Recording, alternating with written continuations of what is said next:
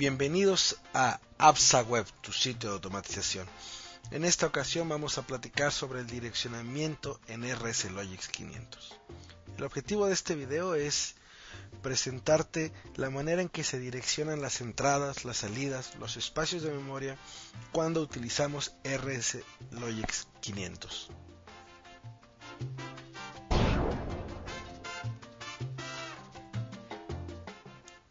Este video, para entenderlo, es recomendable tener conocimiento de diagrama escalera, las funciones básicas de timers y contadores y el funcionamiento básico de RSLogix 500. Hemos hablado ya en otros episodios sobre lo que es el ciclo de programa. Y este se da en el primer paso: se adquieren los datos de campo, se pasan a las tarjetas de entrada, las cuales convierten a ceros y unos la información y lo mandan a los espacios de memoria para que de ahí se vaya a la lógica que hemos programado en el diagrama escalera, y los resultados de esta ejecución se almacenen nuevamente en un espacio de memoria, el cual sea enviado a las tarjetas de salidas, de tal manera que finalmente podamos actuar sobre los elementos de campo, como puedan ser bombas, motores, etc. Pero ¿qué son estos espacios de memoria? En los PLCs tenemos espacios de memoria que son archivos de datos, archivos de funciones y archivos de programa. En esta ocasión vamos a platicar básicamente los archivos de datos, que es donde se almacena la información de números de enteros, archivos de control y todos los datos que se van necesitando durante la ejecución de nuestro programa, como pueden ser la información del timer, la información de las entradas, de las salidas. Por ejemplo, el archivo 0 o el dato 0 son los archivos de salidas, es decir, las tarjetas de salida que tengamos van a ser asociadas por medio de este archivo, donde la nomenclatura tendría que ser O de output, 0 del número de archivo, que siempre las salidas estarán en el 0, 2 puntos, la palabra, que va a depender, la palabra será el número de la tarjeta que queramos utilizar, y el bit será el número del canal que queremos utilizar o del pin que queremos utilizar. De igual manera, los archivos de entrada estarán en el archivo número 1 y la nomenclatura sería I de input, número de archivo 1, que por default siempre será el 1, 2 puntos y el número de palabra, que aquí nuevamente la palabra es la tarjeta que queremos utilizar, y el número de entrada será el bit o el pin en el que queremos utilizar. Sin embargo, esos son espacios físicos, pero también existen espacios de memoria. A veces necesitamos tener alguna bandera para indicar el estado de alguna cosa, o necesitamos almacenar cierta información o ciertos bits, y para ello existe el archivo número 3. La nomenclatura es B3, 2 puntos, la palabra, y debemos saber que dependiendo del PLC, pero típicamente podremos tener hasta 256 palabras, y hemos dicho que cada palabra contiene 16 bits. Podemos imaginar el archivo 3 como una hoja de Excel donde cada fila representa una palabra y cada columna representa uno de los bits de esa palabra. Existen el archivo 4 y el 5 para temporizadores y para contadores.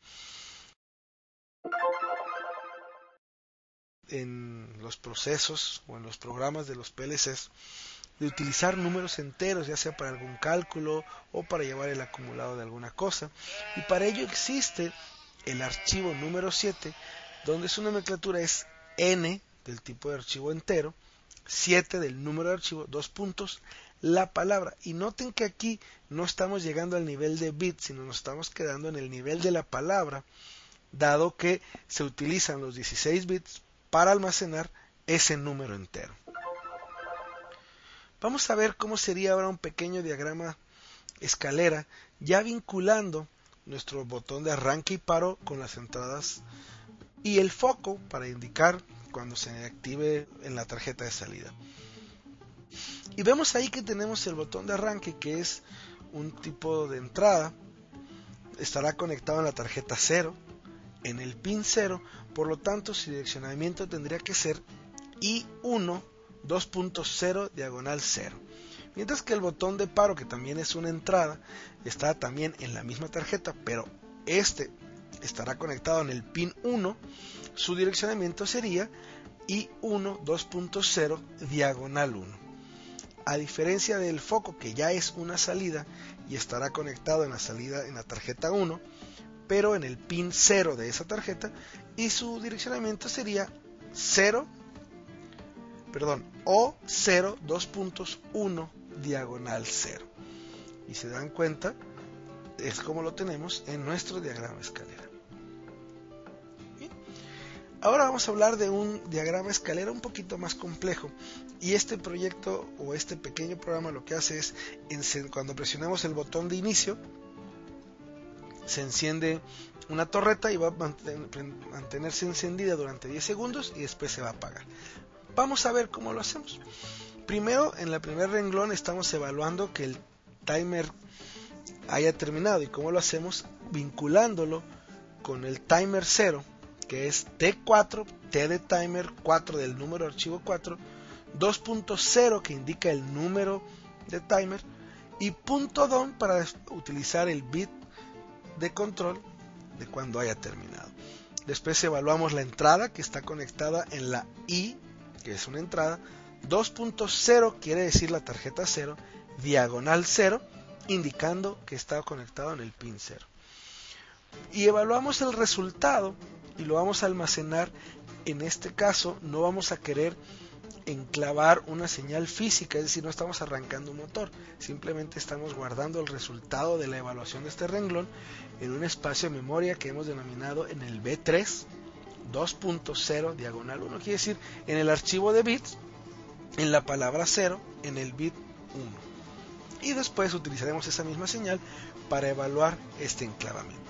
De tal manera que podemos decir que el renglón 1 es utilizado para enclavar el inicio de proceso que se va a utilizar en los demás renglones. Como por ejemplo en el renglón 2 se evalúa si B3 2.0 diagonal 1 está encendido, entonces el timer empezará a temporizar, por lo que podemos darnos cuenta que el segundo renglón se encarga de temporizar o de encender el timer. Y en el tercer renglón lo que vamos a estar evaluando es cuando ese timer termine, y se fijan es el T4 2.0.don, que nos dice que es la información del timer 0, su bit de control don.